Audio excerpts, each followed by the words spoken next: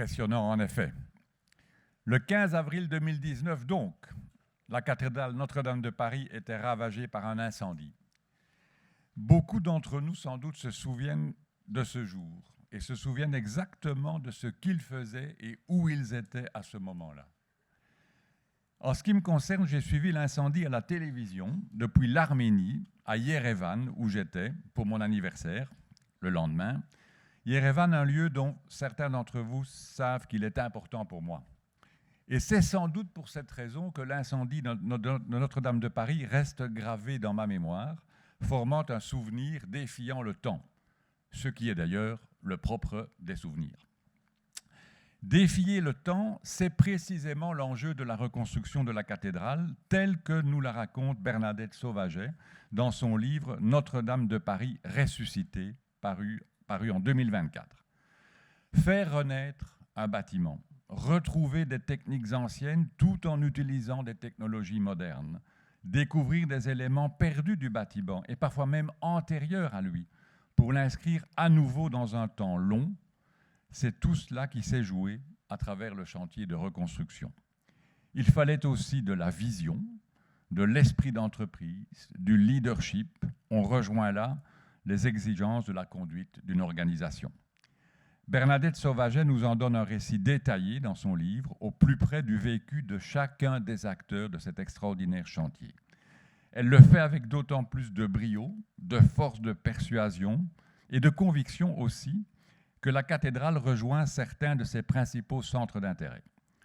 Bernadette est journaliste, elle a travaillé longtemps pour un périodique protestant intitulé Réforme, elle est depuis 2013 journaliste à Libération, elle est réalisatrice de nombreux documentaires, auteure de très nombreux articles, c'est une spécialiste des questions religieuses et de la laïcité, et elle a publié plusieurs ouvrages, Le mystère Lourdes d'hier à aujourd'hui, en 2008, d'hier à aujourd'hui, un sous-titre qui annonce déjà la question du temps.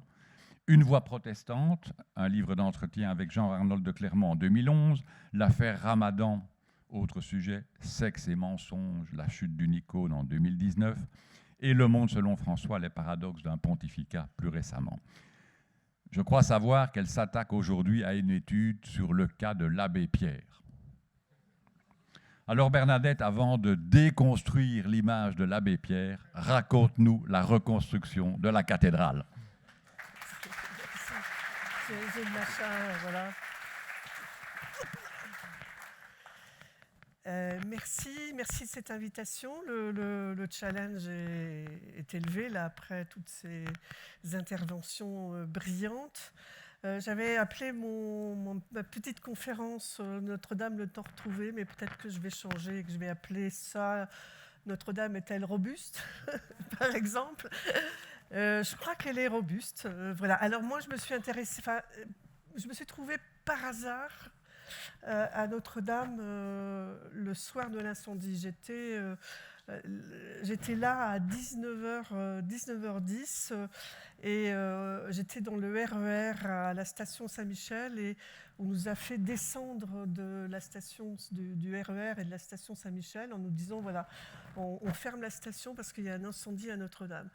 Et je dois dire que moi j'étais absolument stupéfaite et quand j'ai entendu ça, évidemment, je n'y ai pas cru. Parce qu'un incendie à Notre-Dame, c'était proprement inconcevable. Et je suis sortie et effectivement, sur le quai Saint-Michel, il y avait la cathédrale qui... on voyait c'était à partir de la façade ouest, donc les tours. Et on ne voyait que l'immense nuage de fumée qui était... très impressionnant, c'était presque comme un champignon atomique. Et cette couleur très particulière qu'il avait, c'était un peu jaunâtre. Donc en fait, c'était le plomb en fusion, le plomb de la... J'appuie là-dessus pour avoir la... Ah, voilà. Donc voilà, c'est ce qu'on voyait. Alors, elles ne sont pas formidables, les photos, c'est mes photos. C'est une photo de 19h27 et on voit qu'il n'y a pas de pompiers. Il n'y a qu'un petit pompier sur une petite échelle télescopique et qui est en train de... Voilà, il est là. Et, et on imagine son désespoir. Voilà, c'est le personnage qu'on voit à droite, là, voilà. Et donc, on imagine son désespoir parce que il se trouve que, par la suite, donc j'ai suivi le chantier de Notre-Dame pour Libération. J'y suis allée une dizaine de fois. Et comme je le racontais hier soir et ce midi, il a fallu beaucoup se battre parce que ce chantier, c'était un secret d'État quasiment. Donc on avait nommé un général à la tête de ce chantier. Et il y avait seulement 3 ou 4 chaînes de télévision qui pouvaient, pour lesquelles c'était open bar. Pour la presse écrite, c'était très compliqué. Donc il a fallu beaucoup batailler pour aller sur ce chantier. Donc ce soir-là, après, donc, j'ai fait connaissance d'un certain nombre de gens qui connaissent très bien Notre-Dame. Et ce soir-là, à peu près à cette heure-là, arrive Jean-Michel Guillemont, qui est ingénieur du patrimoine, qui travaille à la direction des affaires culturelles de l'Île-de-France, qui est en charge, lui, des cathédrales. Et il lui m'a raconté, en fait, on l'a prévenu tout de suite, hein, et il était déjà voilà, là on le voit, on voit bien le pompier désespéré. Il arrive, lui, vers les 19h, il sort de la station de métro Hôtel de Ville, et lui m'a dit, dès que j'ai vu, je savais que c'était fini, quoi. On ne pouvait plus rien faire, quoi. Un incendie comme ça, on arrive à l'éteindre au tout début, mais alors il y a des choses qui ne fonctionnent pas. J'ai trop bougé. Donc un incendie comme ça, on arrive à l'éteindre au début, mais là, il était trop tard. En revanche, Philippe Villeneuve, qui est l'architecte en chef des monuments historiques, qui est un amoureux, Notre-Dame, c'est sa maîtresse, hein, c'est vraiment, c'est la femme de sa vie, c'est l'amour de sa vie. Il vit avec Notre-Dame depuis qu'il a 9 ans, quoi. Et lui, Philippe Villeneuve, est chez lui, en Charente. Il est architecte en chef de Notre-Dame, en charge de Notre-Dame depuis 2013.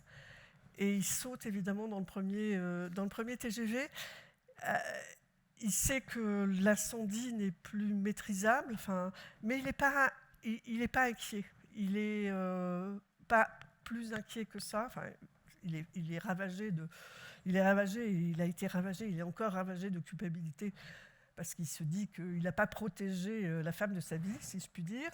Mais en fait, cet incendie, il va être limité par c'est dans ce sens-là où Notre-Dame est robuste. Il y a cette robustesse, c'est que les voûtes en pierre, l'invention de la voûte en pierre au 9e, 10e siècle fait que qu'est-ce qui détruisait les cathédrales avant?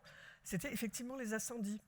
Mais une voûte en pierre, c'est un pare-feu. Donc en fait, ce qui va brûler, c'est le toit et la charpente. Et la charpente, évidemment, c'est la perte irréparable de cet incendie, puisque la charpente de Notre-Dame, c'est une charpente du XIIIe siècle, et c'est une des rares charpentes médiévales, intégralement médiévales. Il y a des ajustements, des rénovations, des restaurations qui avaient été faites par Viollet-le-Duc, mais c'est une des grandes charpentes médiévales qui était parvenue jusqu'à nous. Donc la grande perte de cet incendie, c'est la charpente en bois. Donc en fait, Philippe Villeneuve arrive vers les 10h. Lui est persuadé que la cathédrale ne va pas disparaître ce soir-là, puisque les voûtes en pierre, et effectivement, c'est ce qu'elles vont faire, vont jouer leur rôle, c'est-à-dire le rôle de pare-feu. Pour revenir donc au thème du temps, ce soir-là, c'est la conjugaison d'un temps long et d'un temps court. C'est une tragédie parce qu'il y a un drame qui se joue malgré tout, hein. Il y a un storytelling qui s'installe tout de suite, hein. Est-ce qu'on va sauver Notre-Dame? Là, je viens de casser la réponse, puisque je vous dis que finalement, il n'y a pas de quoi s'inquiéter, mais si. Donc, avec une héroïsation des pompiers, hein. Donc, il y a ce storytelling et cette tragédie qui est vécue mondialement, quoi. C'est un moment de l'information mondialisée, ce soir du 15 avril, parce que la cathédrale, alors ça c'est ce que a révélé l'incendie, c'est que cette cathédrale, Notre-Dame de Paris, c'est un objet de la culture mondialisée. C'est quelque chose qui parle à des millions de gens à travers le monde. Moi, je ne le savais pas, et je crois que plein de gens ne le savaient pas, mais c'est un des monuments les plus visités au monde. Avant l'incendie, le nombre de visiteurs à Notre-Dame, c'est 12 millions par an qui passent. C'est colossal. Le chiffre qui circule sur la basilique Saint-Pierre, qui est vraiment le centre mondial du catholicisme, c'est 7 millions. Donc on est vraiment, enfin, Notre-Dame c'est un lieu de surtourisme en fait. Hein. Donc c'est un objet de la culture mondialisée. Donc ce qui se joue le 15 avril, c'est une tragédie internationale, à tel point que le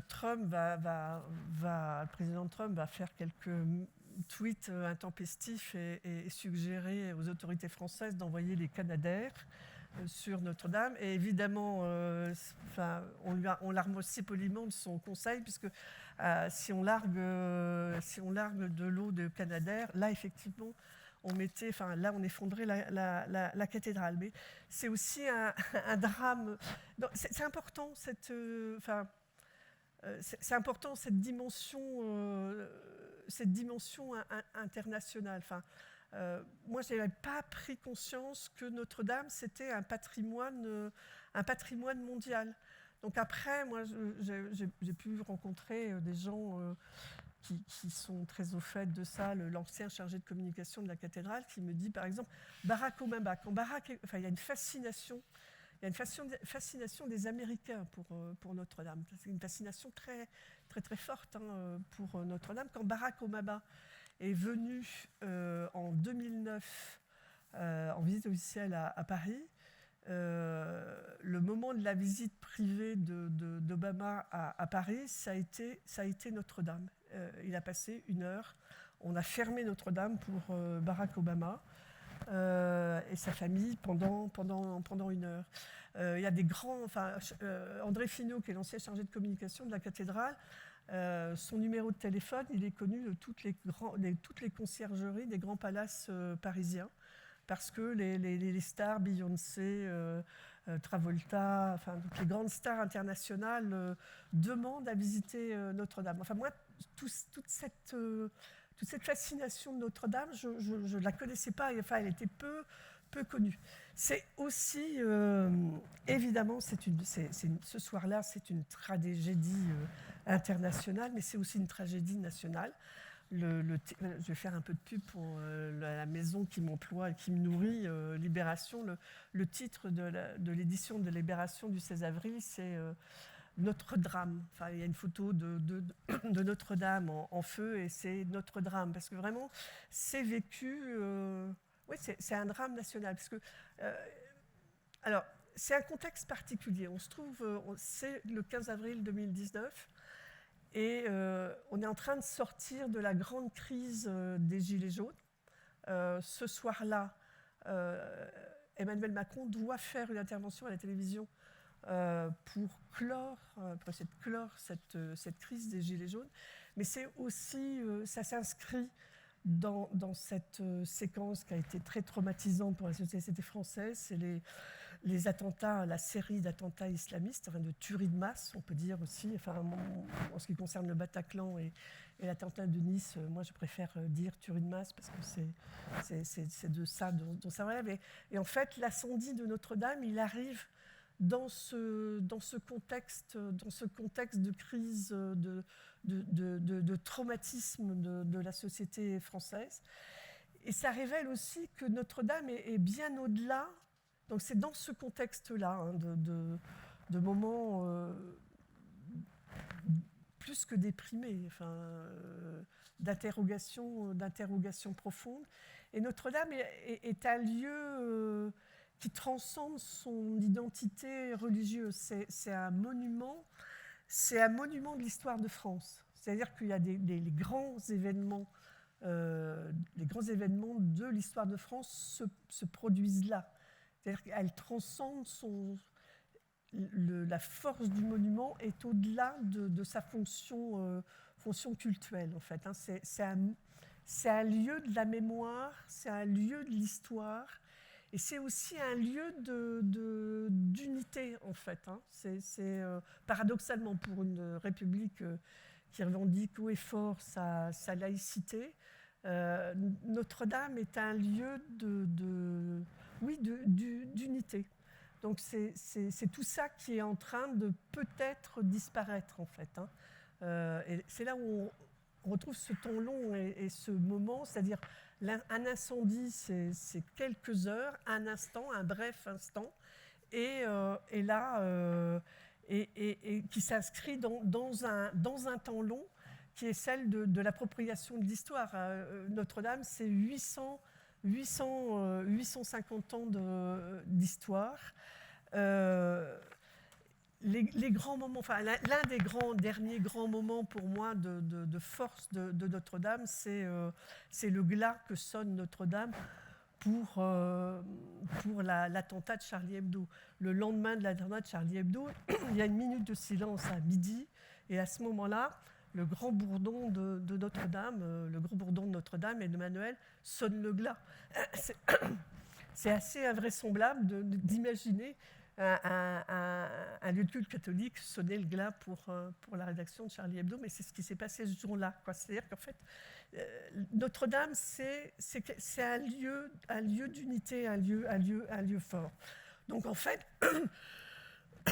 excusez-moi, je veux bien un verre d'eau si c'est possible. Donc il y a la possible disparition, parce que ce qui se joue ce jour-là dans l'imaginaire et dans le storytelling qui se raconte ce jour-là sur les chaînes de télévision, c'est ça. Est-ce que Notre-Dame va disparaître? Et donc, c'est bien plus que le monument qui peut disparaître. C'est ce lieu de la mémoire, de l'histoire de la France. Hein. Parmi les autres grands moments, c'est le Magnificat à la Libération, de Gaulle qui rentre 10 minutes dans Notre-Dame. Et c'est le moment qui marque la libération de la France en 1944. Donc l'incendie, il potentialise en fait tout cet imaginaire, toute cette histoire. Donc c'est vrai qu'effectivement, comme disait Bertrand, en France, en tous les cas, tout le monde se souvient de là où il était ce jour-là. Donc en fait, il y a cette conjonction donc, d'un incendie qui peut détruire en quelques heures une histoire longue de 850 ans. C'est ça la puissance dramatique en fait de ce 15 avril 2019. Ce qui explique que toutes les hautes autorités de l'État accourent au chevet de la cathédrale. Hein. Macron, donc le président Macron, le Premier ministre Édouard Philippe, la maire de Paris, l'archevêque de Paris, tout le monde est là sur le parvis de la cathédrale pendant les heures de cet incendie. Donc, à la fin, vers 1h du matin, ça c'est l'intérieur de Notre-Dame, et vous l'avez déjà vu sur les vidéos. Pardon, excusez-moi. C'est le lendemain matin. Alors il y a une polémique. On ne sait pas très bien à quelle heure s'est effondrée la voûte. Moi, j'ai des gens qui me disent qu'ils sont rentrés dans la cathédrale à 3h du matin et que la voûte, ça c'est une photo du lendemain matin, mais qu'à 3h du matin, la voûte n'était pas encore effondrée en fait. Il y avait une partie de la voûte, un bout de la flèche qui était tombé sur la voûte et qui avait creusé un trou, mais ce qui fait la béance du trou de Notre-Dame, c'est la souche de la flèche qui est tombée et qui a entraîné le morceau de voûte à la croisée du transept. Donc il a fait un énorme béant, c'est les poutres, qui a fait s'écrouler les poutres dans le chœur, les poutres noircies de la charpente. Donc voilà, donc on nous annonce que la cathédrale est sauvée, donc tout va bien, mais en fait, pas du tout. Le vrai sauvetage de la cathédrale, il va commencer le 16 avril au matin. C'est-à-dire que là, on rentre dans voilà, il y a eu cette conjonction du temps long et du temps court le soir du drame, et à partir du 16 avril 2019 jusqu'au 7 décembre 2024, donc soit 5 ans et demi, c'est une course. C'est une course contre le temps, hein, puisqu'on est dans cette thématique du temps. C'est une course contre le temps. La première course, donc là, comme le disait la vidéo, c'est sauver la cathédrale. En fait, elle ne risquait pas de brûler, parce que bon, pour brûler de la pierre, surtout des murs de Notre-Dame, les murs des beffrois, il faut 1 mètre de largeur. En revanche, l'incendie de la couverture et de la charpente bouleverse en fait les équilibres. L'équilibre général du monument, c'est des poussées et des contre-poussées. Donc, le poids de la toiture et de la charpente pèse comme ça. Et pour équilibrer, il y a une contre-poussée des arcs-boutants. Vous savez, ces grandes pattes d'araignée qu'on voit qui encadrent Notre-Dame. Et donc, les arcs-boutants, ils font une contre-poussée pour équilibrer le monument. Sauf que les arcs-boutants continuent à faire une contre-poussée, mais il n'y a plus le poids de la toiture. Donc, en fait, le gros risque, le 16 avril, c'est un effondrement de la cathédrale qui risque de plier vers l'intérieur. Donc, la course contre la montre, ça va être de mettre sur cintre, donc on les voit... voilà, c'est ce qu'ils ont, on voit dans le reportage, c'est de mettre sur cintre toute la cathédrale. Et là, ça va durer des mois. Donc ça, c'est vraiment le sauvetage de la cathédrale, la course contre la montre pour qu'elle ne s'écroule pas, pour qu'elle ne se plie pas vers l'intérieur, c'est de placer ces grands cintres en bois qui sont façonnés effectivement par une entreprise qui va être très présente sur le chantier, Le Bras Frères, qui est une des grandes entreprises de charpente en monuments historiques. Dès le lendemain matin, il y a un des fondateurs de cette entreprise qui s'appelle Sylvain Lebras, qui est un vieux monsieur qui a plus de 75 ans, et il est là avec son fils. Il y a un problème urgent, c'est le pignon nord de la cathédrale qui a été très abîmé par l'incendie et qui peut s'écrouler. Et Sylvain Lebras est là. Les pompiers ne savent pas très très bien comment faire, et Sylvain Lebras est en train de dessiner. Il est assis sur un bout de trottoir et déjà en train de dessiner comment il va fréter le pignon. Et donc là, il faut faire venir du bois, et c'est du bois qui va venir de Belgique, escorté par des motards, pour fréter ce pignon nord. Donc voilà, c'est sauver la cathédrale. Et il y a un deuxième énorme problème, c'est l'échafaudage calciné. Voilà, je pense que vous avez tout ça. Ça a été vraiment le symbole de l'incendie, hein. Donc il a fallu démonter cet échafaudage qui commençait à être monté pour la restauration de la flèche, puisqu'il y avait un programme de restauration juste avant l'incendie. Et donc cet immense échafaudage qui pesait 400 tonnes, il y a un homme, enfin un héros pour moi. Alors on a beaucoup parlé des artisans d'art, ils ont été formidables, mais il y a pour moi un des héros de cette restauration, c'est un homme qui s'appelle Didier Cuizet, qui est le maître échafaudeur de Notre-Dame, qui a inventé cet échafaudage qui terminait d'être monté avant l'incendie. C'est un des seuls en France qui est capable de faire des échafaudages auto-portés. Enfin, il reposait sur 4 coins. Le cahier des charges qu'avait posé l'architecte en chef des monuments historiques, Philippe Villeneuve, c'était que cet échafaudage ne pose pas sur la couverture. Et heureusement, parce que s'il avait porté sur la couverture, cet échafaudage se serait évidemment effondré. Donc 400 tonnes de métal, je ne sais pas ce que c'est, du fer, qui tombe en plus de l'incendie, les ravages auraient été colossaux. Donc cet homme, Didier Cuizet, a sauvé la cathédrale une première fois en inventant, en concevant cet échafaudage autoporté, et il l'a sauvé une deuxième fois parce que ça fait partie des héros de Notre-Dame, très courageux.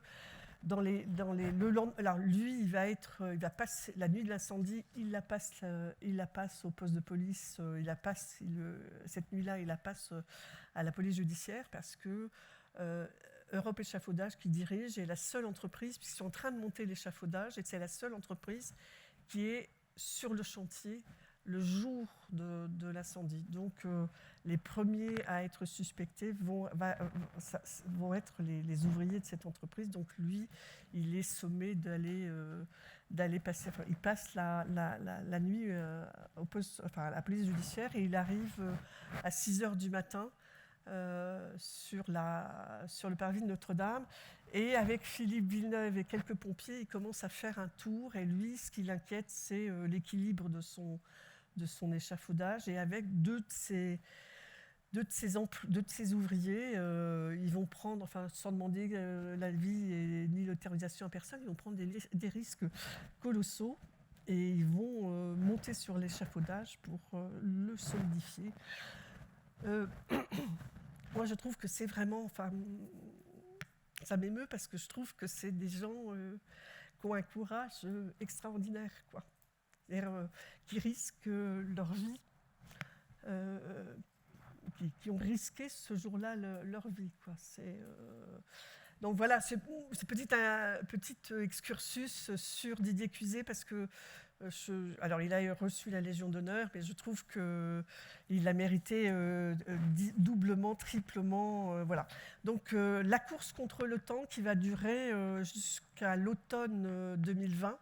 Ce démontage d'échafaudage qui est absolument colossal. Et c'est pareil, il va falloir concevoir ce démontage. Donc, les cordistes qui vont descendre en rappel, scier morceau par morceau, et après, les échafaudeurs qui vont dévisser tout cet échafaudage. Donc, en fait, on est sûr que la cathédrale est sauvée. C'est-à-dire qu'en fait, il y a un laps de temps qui est quand même très long.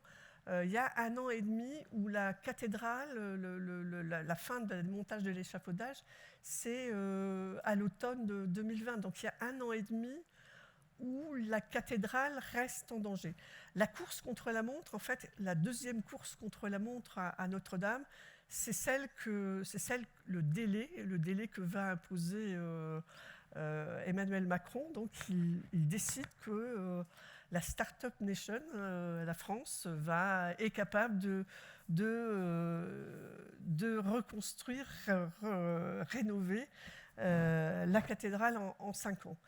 Est-ce que c'est... Alors, c'est très mobilisateur, effectivement, d'avoir ce délai.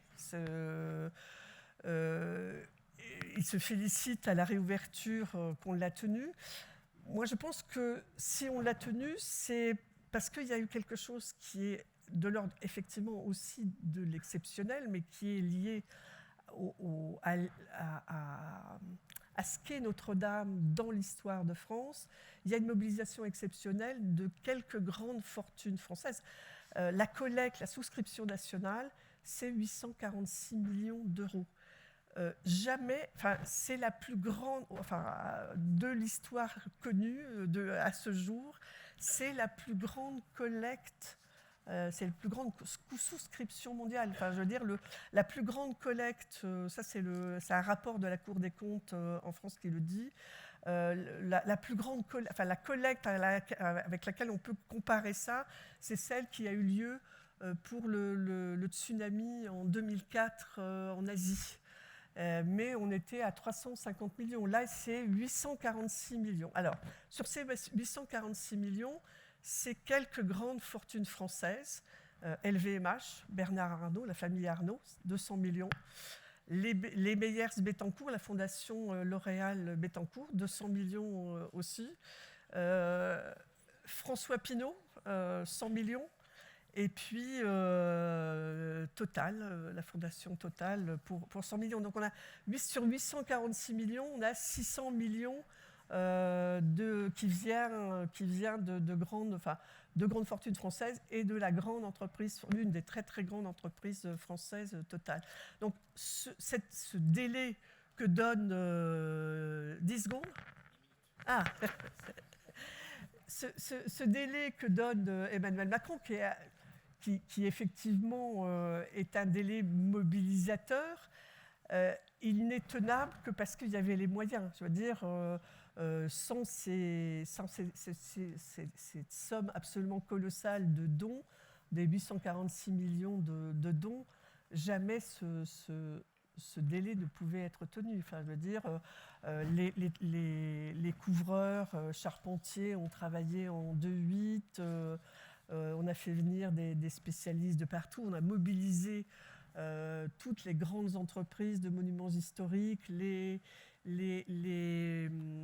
restaurateurs, les restaurateurs de peinture murale, les restaurateurs. Ça, c'est le trou de la flèche, enfin voilà. Ça, c'est les très beaux échafaudages de Didier Cuiset, la conservatrice des monuments historiques qui s'occupe du mobilier. Voilà, c'était une cathédrale d'acier à l'intérieur. Hein. Moi, je me souviens être rentrée dans la cathédrale en 2021. Toute la cathédrale était tapissée d'échafaudages. Et du coup, on a pu... Ce chantier a été extraordinaire aussi de connaissances historiques. Comme il y avait cette possibilité de circuler partout dans la cathédrale, en parallèle de la restauration, il y a eu 10 chantiers scientifiques qui ont été menés sur la cathédrale, dont un sur les vitraux. Là, c'est une photo que j'ai faite à l'été 2021, avec 2 historiens d'art qui faisaient la critique d'authenticité des vitraux, c'est-à-dire c'est la grande rosace, une des grandes rosaces de Notre-Dame. Et donc, en fait, c'est fait de plein de petits morceaux de vitraux. Et donc, avec un néon, ils examinaient chacune des petites pièces, chacun des petits pulses, des pièces de pulse de la rosace, pour la dater. Parce que, contrairement à ce qu'on pense, en fait, ces vitraux ont été maniés et remaniés. Donc, les 2 historiens d'art, dont Elisabeth Pillet, étaient là pour dire ça date du 18e, ça date du 13e, ça voilà. C'était extraordinaire, mais le plus extraordinaire, c'était d'avoir le nez sur les grandes rosaces qui sont à 30 mètres à 25 mètres de hauteur, et là, on les avait devant le nez. Donc, l'incendie a aussi été un moment d'approfondissement en fait de la connaissance de la cathédrale, de la construction de la cathédrale. Et puis voilà, on a réussi. Là, ils étaient sur la rosace nord, et elle m'a montré en fait dans tout ce qu'ils voyaient, il y avait un morceau de vitrail qui datait du XIIe siècle, donc avant la cathédrale. Donc en fait, on a réemployé au XIIIe siècle probablement, ou alors quand on a réparé à un moment ou un autre la rosace, un élément qui est antérieur à la construction de la cathédrale. C'est-à-dire qu'en fait, une cathédrale, ce qu'il faut savoir aussi, une cathédrale, c'est en mouvement permanent. Donc en fait, c'est ça, c'est une cathédrale, c'est intergénérationnel aussi. Hein. Il y a les bâtisseurs du XIIIe siècle. Hein. La première pierre, c'est 1163. La construction, elle dure 100 ans. Mais Notre-Dame est réaménagée fortement, enfin tout le cœur de Notre-Dame est réaménagé au XVIIIe siècle. Les vitraux, il y a des morceaux qui cassent, donc on refait, etc. Et puis au XIXe siècle, il y a la grande rénovation de Viollet-le-Duc. Donc en fait, une cathédrale, c'est un réaménagement en permanence. Donc en fait, il y a une généalogie de constructeurs, de bâtisseurs en fait. Et ce qu'ont vécu les 2000 personnes les 2000, voilà, là, on va rentrer, c'est des artisans d'art. Ce qu'ont vécu tous ces gens-là, là, c'est une restauratrice de peinture murale. Ça, elle était en train d'injecter un tout petit peu de colle pour recoller des morceaux de peinture murale qui se décollaient.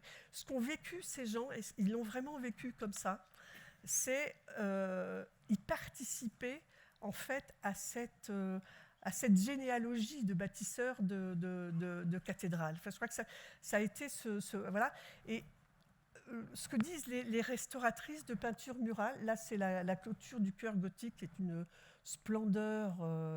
On redécouvre des choses qu'on ne connaissait pas, qui étaient là dans la cathédrale mais qu'on ne connaissait pas, enfin qu'on ne voit pas. Ça c'est la clôture du chœur gothique, ça c'est la nativité. Et donc ça a été nettoyé au pinceau, etc. Donc en fait, ce qu'ont vécu les 2000 personnes, parce que c'est 2000 personnes qui sont passées qui ont travaillé sur le chantier de Notre-Dame, pas en permanence, hein. Au pic de la restauration de Notre-Dame, ils sont 250-300. Hein. En 2023-2024, ils sont 250-300. Il y a ceux qui travaillent à l'intérieur, donc les restauratrices de peinture murale, etc. Marie Parent, qui est la restauratrice de peinture murale, qui a coordonné le groupement de restaurateurs, parce qu'ils ont fait comme le chantier était colossal, ils ont demandé aux restaurateurs qui travaillent sur ces petites unités, ils travaillent à 2 ou 3, de se grouper pour pouvoir avancer plus vite. Hein. C'est ce qui a permis les 846 millions. Et ce que dit Marie Parent, c'est qu'elle avait l'impression de revivre le temps des bâtisseurs de cathédrales. Parce que généralement, ces restaurateurs de peinture murale, ils travaillent tout seuls dans leur coin. Ils sont sur un petit bout de restauration de peinture murale. Et là, il y avait des échafaudeurs, des tailleurs de pierre, des couvreurs, des charpentiers. Et ils ont vécu, enfin ils le disent tous, quoi, ils ont vécu ce moment des bâtisseurs de cathédrale. Donc, ce délai de 5 ans, il a été tenu, oui. Il a été tenu parce qu'il y a un savoir-faire en France, effectivement, des monuments historiques. Hein. La notion de patrimoine, de monuments historiques, elle émerge avec Viollet-le-Duc. Et donc, la restauration de Notre-Dame, c'est la grande réussite de Viollet-le-Duc. Et cette notion de monument historique émerge à ce moment-là. Donc, c'est vrai qu'il y a ce savoir-faire en France. Donc, ce délai de 5 ans, il est tenu grâce à ce savoir-faire, mais aussi, essentiellement pour moi, parce qu'il y a ces 846 millions ces 846 millions d'euros. C'est malgré tout un chantier compliqué, plein de tensions. Sur cette question du délai, moi j'ai un grand regret. Voilà, je vais passer très vite. Là, mais là c'est les charpentes. Ça c'est le coq. Ça c'est intéressant parce que c'est le fameux coq, le nouveau coq de Notre-Dame. Ça, c'est avant qu'il soit posé sur la flèche. L'archevêque de Paris met dans le corps du coq un parchemin où il y a les 2000 noms des personnes qui ont des ouvriers, compagnons, restaurateurs, artisans d'art, qui ont travaillé à la restauration de Notre-Dame. Et donc, en fait, les 2000 noms de ces personnes est sur le toit de Notre-Dame. Et je trouve que l'image est très belle.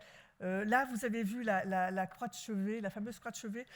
Elle a une histoire aussi très intéressante, cette croix de chevet, parce qu'en fait, comme le dit la vidéo, c'est le seul élément qui a subsisté de l'incendie. Et alors, en fait, c'est le maître... alors, lui, c'est Alexandre, j'ai oublié son nom. C'est une toute petite entreprise qui est dans le Calvados, près du sud de la Manche. Et c'est Alexandre, alors lui il se dit maître forgeron, il ne veut pas qu'on l'appelle ferronnier d'art, il se présente comme un maître forgeron, et c'est lui qui a persuadé, l'équipe de Philippe Villeneuve que l'on pouvait restaurer cette croix. En fait, l'idée au départ, c'était d'en faire une copie à l'identique. Et en fait, il a dit, mais moi, je peux vous la restaurer. On me fait signe que c'est bientôt terminé. Juste ça, parce que ce délai, alors je pense effectivement qu'il fallait un délai, mais ça, c'est une des très belles pièces qui a été retrouvée à Notre-Dame. C'est un Christ dormant. Parce que la découverte majeure à travers tous ces chantiers scientifiques, c'est l'ancien jubé médiéval qui avait été détruit au XVIIIe. Donc, et qui est pendant les fouilles, il y a eu des fouilles préventives, c'est-à-dire, enfin bref, il y a eu des fouilles archéologiques et pendant ces fouilles archéologiques, on a retrouvé donc les fragments du jubé médiéval, qui est un chef-d'œuvre de la sculpture médiévale, donc qui a disparu, dont on a perdu la trace parce qu'il a été démonté, détruit au XVIIIe, et en fait il a été enterré sous le chœur. Donc les archéologues ont pu sortir 1000 fragments de ce jubé médiéval, qui est vraiment une très belle chose. Mais comme il y avait ce délai et qu'on ne pouvait plus reporter ce délai, ils n'en ont sorti que la moitié. Et donc tous les médiévistes du monde entier disent, mais enfin, c'est quoi cette histoire? Mais pourquoi il suffisait de retarder de 3 mois la réouverture de Notre-Dame pour qu'on puisse finir de sortir les fragments de ce jubé médiéval. Donc, ce chantier, il a réussi à tenir son délai de 5 ans et demi. Ça a été une course contre la montre, mais enfin, aux yeux de l'histoire de l'art, ça a été au prix de ce sacrifice du jubé médiéval. Juste pour conclure, il faut aller voir Notre-Dame, évidemment. Elle n'a jamais été aussi belle. Si vous voulez y aller, allez-y à 8h du matin, parce qu'à partir de 10h, c'est le périphérique. Enfin, voilà, c'est monstrueux, mais ça vaut vraiment la peine. Et en fait, ce qu'on redécouvre, alors il y a une lumière magnifique, vraiment magnifique, mais ce qu'on redécouvre surtout, c'est les décorations de Viollet-le-Duc. On redécouvre ce qu'a fait en termes de décoration murale Viollet-le-Duc. Et moi qui vraiment n'aime pas Viollet-le-Duc, je trouve que c'est vraiment très beau. Juste ma conclusion, par rapport au temps, on a fait une reconstruction à l'identique. Alors moi je trouve que c'est très bien, parce qu'il y avait des projets totalement farfelus et de flèches en pierre, etc. Mais par rapport à cette problématique du temps, en fait, quelque part, on a figé le temps en faisant ça. C'est-à-dire, une cathédrale, c'est un monument vivant. Ça évolue avec la cathédrale qu'on voit aujourd'hui. Ce n'est plus la cathédrale médiévale, c'est la cathédrale médiévale pensée par Viollet-le-Duc. Et en fait, ce qu'on a aujourd'hui, c'est la cathédrale rénovée de Viollet-le-Duc, quoi. Et je trouve que voilà, par rapport à cette question du temps, en faisant des rénovations à l'identique, voilà, on fige aussi le temps. Et voilà, c'est la question, quoi. Voilà.